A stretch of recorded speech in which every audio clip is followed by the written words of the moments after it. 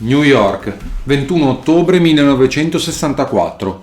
Due uomini armati hanno rapito nelle prime ore di oggi Joseph Bonanno, detto Joe Bananas, e considerato come il capo assoluto della mafia negli Stati Uniti. Secondo la polizia newyorkese, il rapimento potrebbe essere stato deciso da un'organizzazione criminosa rivale della mafia e in questo caso, probabilmente, poco dopo essere stato rapito, Joe Bananas è stato ucciso dai suoi rapitori. Stando alla ricostruzione del rapimento, fatta dalla polizia anche sulla base delle dichiarazioni dell'avvocato del discusso personaggio, i due uomini armati hanno agito a colpo sicuro, probabilmente in seguito ad un piano accuratamente studiato, che prevedeva anche il costante pedinamento della vittima, onde essere sempre a conoscenza dei suoi movimenti. Joseph Bonanno era a bordo di un'auto parcheggiata nella elegante e centralissima Park Avenue e stava chiacchierando con il suo legale quando due individui si sono avvicinati e, pistola alla mano, hanno fatto scendere a viva forza il Bonanno dal veicolo, trascinandolo quindi verso un'automobile che poco prima si era fermata a qualche metro di distanza. Poiché l'avvocato cercava di portare aiuto al cliente, uno dei due uomini ha esploso al suo indirizzo un colpo di pistola, andato peraltro a vuoto, e quindi l'automobile si è allontanata a gran velocità. This man said, "Come on, Joe. My boss wants to talk to you." And with that he swung Joe around and I saw that he had a gun in his right hand.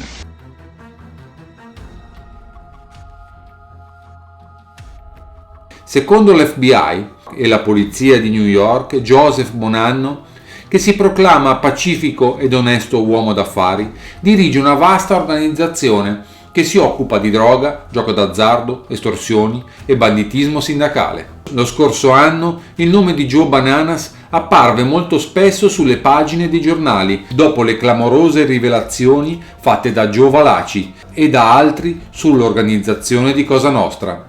Le indagini che dopo quelle rivelazioni furono svolte dall'FBI indussero le autorità a ritenere fondate, anche se purtroppo non dimostrabili, le voci secondo cui Joseph Bonanno sarebbe il numero uno fra i pezzi da 90 della mafia americana, con stretti collegamenti con la mafia siciliana. Temo che vi siano scarse possibilità di rivederlo vivo, così ha detto l'ispettore dell'FBI che indaga sulla scomparsa di Joseph Bonanno. Colui che viene ritenuto uno dei più potenti boss della malavita americana è un uomo di 60 anni, dall'aspetto distinto, i capelli grigi, un sorriso fermo ma affidabile. Non ha certamente l'aria di un siciliano, come lo dipinge la tradizione delle vignette americane. Quello di Bonanno in realtà era solo una messa in scena.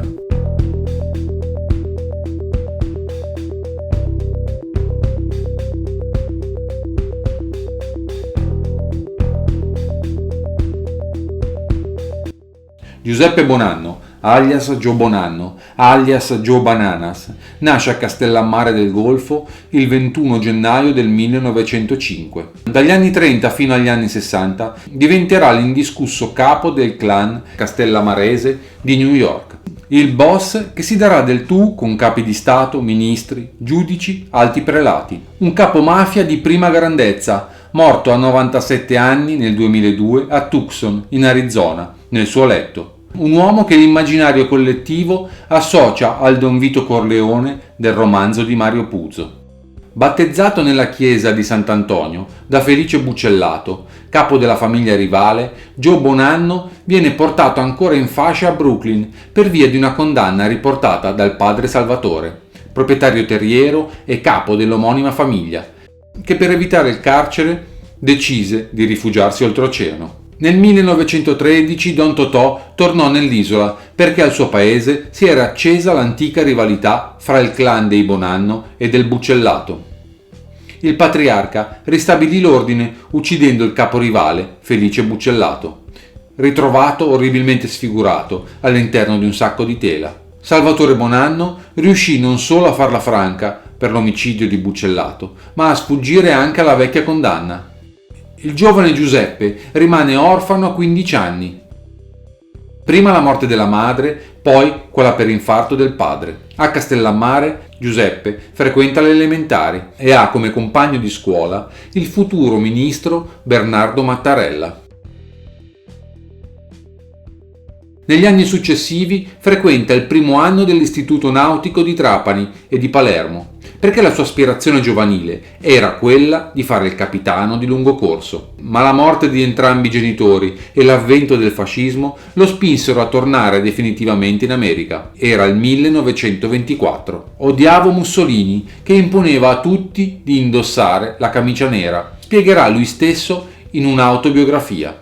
Sarà. Fatto sta che erano i tempi delle repressioni del prefetto Mori e Joe, che era ancora Giuseppe, risultava schedato con suo cugino Pietro Magaddino come agitatore antifascista. Dopo un tortuoso viaggio, con tappe a Marsiglia, Parigi e L'Havana, si stabilì a Brooklyn, dove venne arrestato per possesso d'arma illegale, ma subito rilasciato per ritiro delle accuse. All'inizio fece diversi mestieri, perfino l'attore nel cinema muto. Poi, negli anni 30, entrò a far parte del clan castellamarese di New York, a quel tempo capeggiato dal suo maestro Salvatore Maranzano e composto dai mamma santissima del suo paese, Magaddino, Genovese, Playa, Bonventre. Era il periodo della guerra di mafia fra i castellamaresi e la famiglia di Joe Masseria, di cui faceva parte l'astro nascente Lucky Luciano. Luciano, nel 1931, in seguito a un accordo segreto stipulato proprio con Maranzano, uccise Masseria per prenderne il posto. Dopo l'omicidio di Masseria, Maranzano diventò il leader indiscusso della mafia newyorkese, ma durò molto poco. Pochi mesi dopo Luciano fece fuori anche lui e stipulò la pace proprio con Joe Bananas, che a soli 26 anni divenne il boss dei castellamaresi, che da quel momento lo chiamarono padre. Nel novembre del 1931 sposò Faye L'Abruzzo e ricevette da Al Capone una busta con $5.000. Fu messo quindi a capo di una delle 5 famiglie che gestivano la città di New York, l'omonima famiglia Bonanno.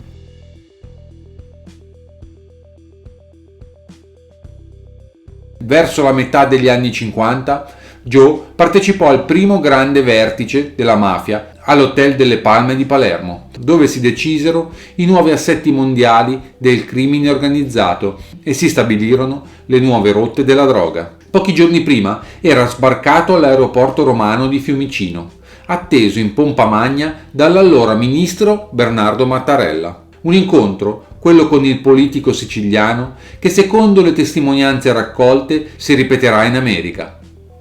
Poi eccolo a Castellammare del Golfo. Per l'occasione, si scrisse, vennero a incontrarlo riverenti e ossequiosi tutti i mafiosi locali, tra cui suo cugino Gaspare Magaddino col figlio, Vincenzo Rimi, Diego Playa, Joe Garofalo, Cola Bucellato, I Vitale, Vito Messina, cioè tutti i maggiori mafiosi che hanno sostenuto l'avvio della carriera politica di Mattarella. Fino a quel momento Joe Bonanno aveva subito una sola condanna come imprenditore tessile, $40 di multa per violazione della legge sul lavoro. Sotto capo della sua famiglia era Carmine Galante, consigliere Frank Garofalo, 2 pezzi da 90 del commercio degli stupefacenti.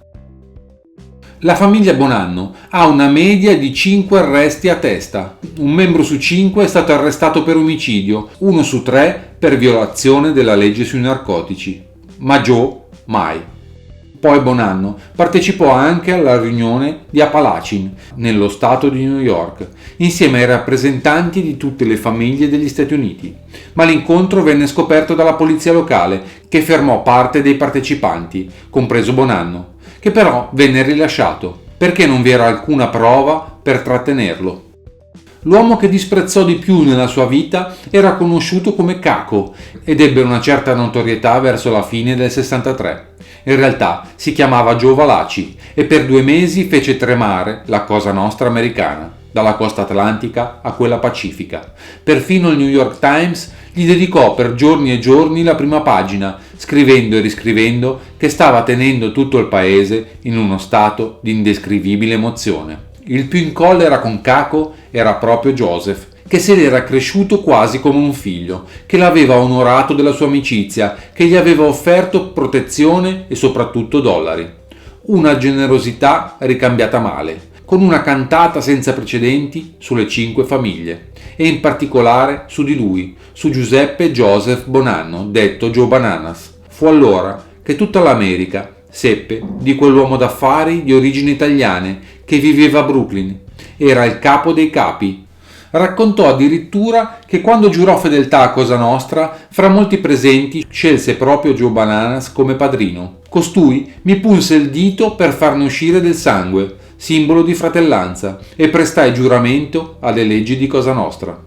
Cominciarono per lui tempi bui. Da quel momento si spezzarono gli equilibri del crimine organizzato e scoppiò una nuova guerra di mafia che lasciò tanti morti sul campo. Dopo la morte di Joe Profaci nel 62, il vice capo Joseph Magliocco assunse il comando della sua famiglia e si legò a Bonanno come il suo predecessore. Infatti Bonanno e Magliocco consideravano pericolosi Carlo Gambino e Gaetano Tommy Lucchese, capimafia delle omonime famiglie, e incaricarono il mafioso Joseph Colombo di assassinarli.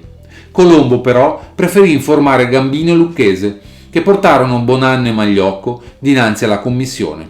Ma Bonanno non si presentò, mentre Magliocco venne costretto a ritirarsi a vita privata e a cedere il comando della sua famiglia a Joseph Colombo. Successivamente, nell'ottobre 64, Bonanno se la cavò simulando un sequestro di persona. Stette lontano da New York per diverso tempo. Molti lo credettero morto. In realtà era fuggito. Per alcuni in Tunisia, per altri investigatori fra Palermo e Alcamo. Ospite di quel Frank Garofalo espulso alcuni anni prima dall'America e di Vincenzo Rimi, uno dei boss più importanti del trapanese. Quando le acque si placarono, si ritirò per sempre a Tucson, al confine con il Messico, dove avrebbe coltivato gli ulivi, ma anche i suoi affari e le sue amicizie altolocate. Un prete di Tucson avrebbe testimoniato di averlo visto in chiesa addirittura con Robert Kennedy, fratello di John e ministro della giustizia. Quando morì l'11 maggio del 2002, ai funerali erano presenti migliaia di persone. Il corteo era preceduto da 7 limousine nere. A legendary mob boss has died. Joseph Bonanno will be remembered as one of the most notorious gangsters in American history. He passed away in Tucson, Arizona this weekend. ABC's Brian Rooney reports.